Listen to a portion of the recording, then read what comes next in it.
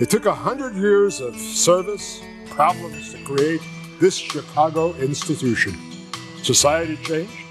There were brutal economics, threats of destruction, and thousands of performers, over 1 million patrons, brought life to this building, and it, in turn, fostered their spiritual and intellectual growth. Careers started and ended here. Dreams came true, and they were destroyed.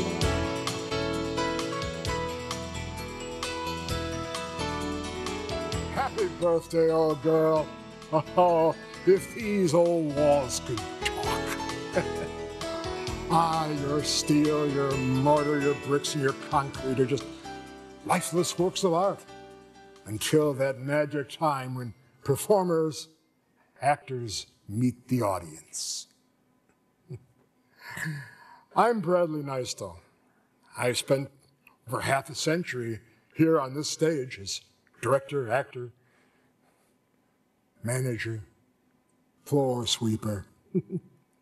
You might ask me, how did this landmark become such a legend?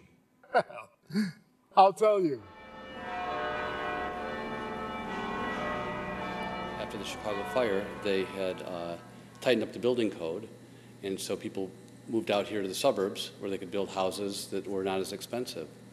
And after a while, St. Michael's got tired of sending people, or people here got tired of walking down to St. Mike's, and so they set this up as basically a satellite parish of St. Mike's, serving German-speaking immigrants.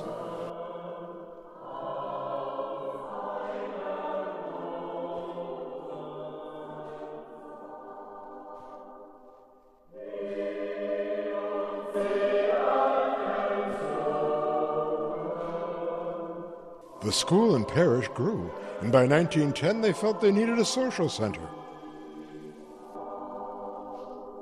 The pastor wanted a special building to develop healthy souls and healthy bodies. It should be the largest facility of its type in the United States, with a gym, sodality rooms, music room, library, 4-lane bowling alley, lodge halls, kitchen, billiard rooms, and at the back half of the building would be a first-class professional theater with one of the largest stages in the city. The Athenaeum would replace the original church on the southeast corner of St. Alphonsus Square. Critics called Father Thomas's plans ambitious. It seemed he was following the new Burnham plan for Chicago, make no small plans. The building was designed by noted architect Hermann Gall. The stage and 10 dressing rooms were developed by the manager of the Colonial Theater on Clark Street. And on November 26, 1911, the parish presented their first show.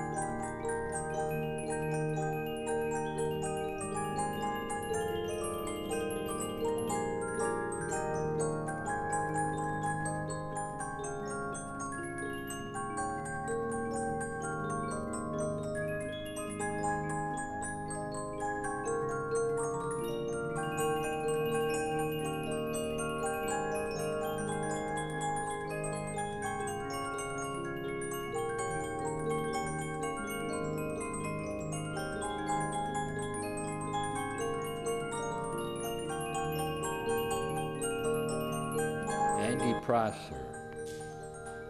He used to work for Leroy Electric. And he told me that he used to run movies here. In 1912, Saturday afternoons were reserved for showing free children's movies. The Mothers Club continued the tradition for over half a century.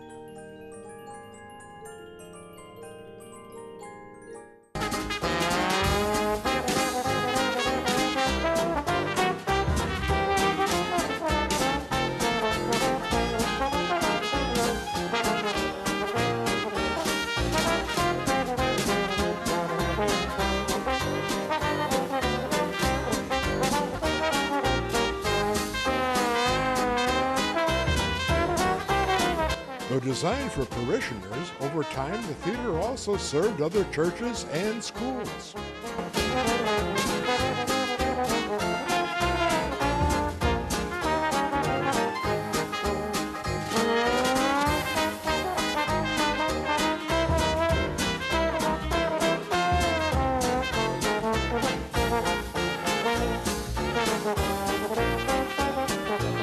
Years passed and the neighborhood prospered.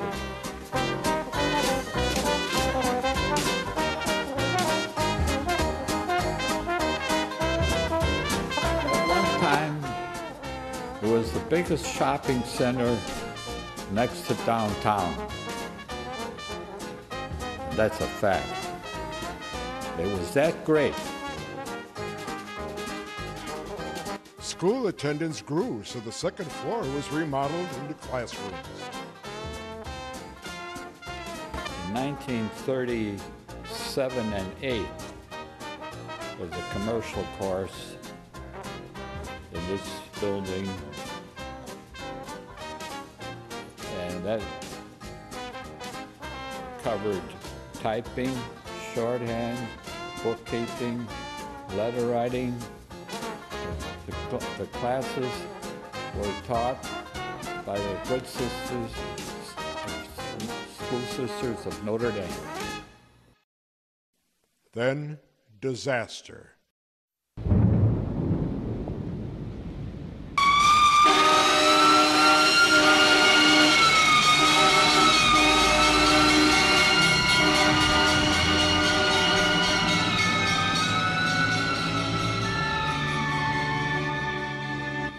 The whole top caved in on all the typewriters and everything. And it was a real disaster. And thanks to the 36-inch wall, it didn't get into the theater. Thank God for that.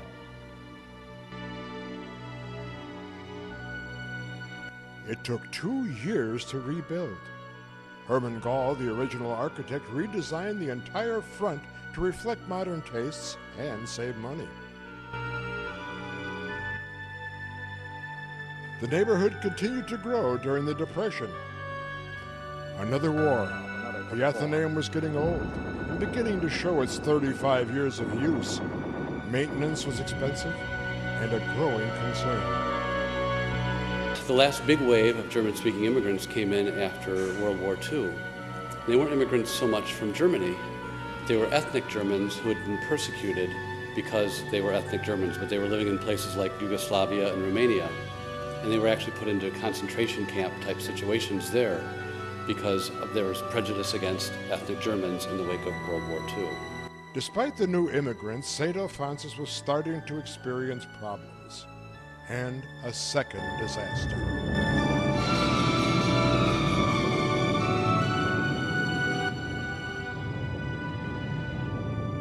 During the 2 years of reconstruction, Mass was celebrated on the Athenaeum stage.